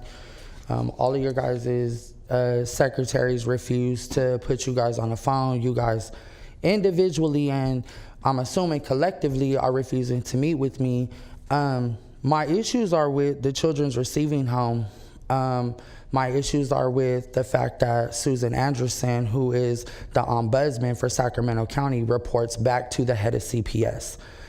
For her to be investigating the very people, that for her to answer back to the people that she set to investigate, I mean, it's no wonder why there's so much corruption within the system. For me to take my evidence to City Hall, to the California State Legislator's office, and for these individuals to sit down and meet with me and look at stuff that Susan Peters has refused to look at. I have over 200 emails where I've emailed you personally. You don't reply to the emails. You have a message that says you could leave an email, a voicemail of any length, and you'll reply. When I call, your secretary won't set meetings. So, I mean, my issue is with that. And then in my particular case with my issues with CPS, I could prove the CPS worker sexually exploited and authorized drug use for my daughter. You've been attached into every email. You've been attached where I took screenshots of the text messages. And for you guys personally to just transfer her to Vacaville, and your ombudsman tells me this. So when I say you personally, I do mean it directly to you. It's personal. Your ombudsman said Susan Thompson was transferred to another CPS agency, yet I hold text messages where I'm arguing with her because she's saying it's okay for my daughter to spend the night with her boyfriend and walk around with hickeys, and my daughter might as well smoke all the weed she can before she goes to Job Corps. It's like, this is not an isolated incident. And I just want to know, where does the board stand? I went to City Hall, and when I try to address him, he said I have to come here. And when I go to the California Legislator's office and to like my City Hall, Ken Cooley's office, they say it's a civil matter, that it's ultimately a civil matter, and it's an ironclad one. If you could wrap up. Yeah, I see the time blinking. If you could wrap up. At the end of the day, where do y'all stand with it? How do I get a meeting with you? Is who is the head of this board? And who's ultimately responsible for CPS in Sacramento County? Because when I could lose my child for giving her a bar of soap in her mouth, and then she gets raped under your care, custody, and control, thank you. I think that's serious. I understand I got to wrap up. I got 47 seconds. And for you to keep telling me, over 47 oh, it's over. Okay, well, how do I meet with y'all? Where do y'all stand? Because when I call your people, they say if I lived in your district, Natoli, you would meet with me. You realize that we cannot get into a dialogue back and forth on something that's not on the agenda. So you have the right to speak, and staff is listening and will follow up to the degree that they can, but your time So what does that mean, follow up to the degree? Your time is up, and we can't discuss it with you from the dais because it's So not on can the you agenda. set a meeting with me here? Because calling your guys' office is impossible to get a meeting. Thank you. So that's it. I just come here and voice my concern and get ignored. You're not ignored, ma'am. Thank you very much. So then how do I set a meeting with you? Thank you, ma'am. There's nobody here from the county for you to direct me to talk to. It's just thank you, ma'am. Thank you, ma'am. We can't discuss items that I are not on understand the you can't agenda. discuss We it. heard, and if there's So follow-up who to do be I made, contact next? follow-up will take place if there's follow-up to happen. So thank you very much. So there's no one for me to reach out to? How do I personally get a meeting with you, Susan Peters? There's no way? Would the clerk, let's entertain appointments at this point. That would be item 63. You don't see me, Susan Peters. I promise you will see me in civil court. Because just like Michelle Cayetes got served, Ma'am. you will get served in civil court papers. Thank you, Right ma'am. or wrong with a subpoena. You can send your person to stand in place of you, but what the judge has assured me is if I personally subpoena you to come testify, Ma'am. you can't evade that. Ma'am, thank you. So you did a good job today. Y'all truly don't care. Thank you. My daughter got raped. Thank you. My 12-year-old daughter got raped. I'm a person. I'm a mom. Thank you. For you guys to not care, that's crazy. It's literally crazy. If we could get to appointments, please. You are continuing to April 23rd, South Sacramento Area Community Planning Advisory Council. You are continuing to May 14th, the Children's Coalition, Cordova Community Planning Advisory Council, Equal Employment Opportunity Advisory Committee, and Home Supportive Services Advisory Committee, Local Child Care Planning and Development Council. For your first item, Antelope Community Planning Advisory Council, Supervisor Frost. Please appoint Brian Richter to the vacant seat and continue the remainder to May 14. Elk Grove Consumnes Cemetery District, Supervisor Natoli. I don't have my stuff down here, but I believe it's Chevy. Yes, I do Yeah. have your notes. Yes, yes. And it looks like they're recommending that you're going to appoint Chevy. Lema. Yes. Okay. Yeah, nominate. And there's 2 seats, so do you want to continue the remainder? Yeah, continue on. Yeah, yes, I've got a couple of folks that are interested in applying, but. Would you like to haven't- continue to May 21st? Or May 14th, May 21st, whatever's Okay. fine. That'd be fine. We'll continue to May 14th. Fair Oaks Community Planning Advisory Council, Supervisor Frost. Okay. Oh, excuse me, Supervisor Peters. Continue to April 23rd, please. Okay. Natomas Community Planning Advisory Council, Supervisor Kennedy. Yes, District 1 nominates Sheila Ellis. North Highlands Foothill Farms Community Planning Advisory Council, Supervisor Kennedy. Please continue District 1's vacancy to May 21st. Supervisor Peters. Continue to May 21st, please. Sacramento County Mental Health Board, Supervisor Kennedy. I don't Oh, think no, I'm sorry. This would be Supervisor Frost. Appoint Mia Vivone, please. And then Supervisor Natoli, We'll on your continue notes, mine. we're going to continue to May 14th. Yes, please. Sacramento Housing and Redevelopment Commission, Supervisor Natoli, we have a note May to 14th, continue. yes. 14th. Got it. Got a couple of folks who are in there. That concludes your nominations. Okay, with that, all the business of the morning is complete. We will recess to closed session and be back at 2 o'clock.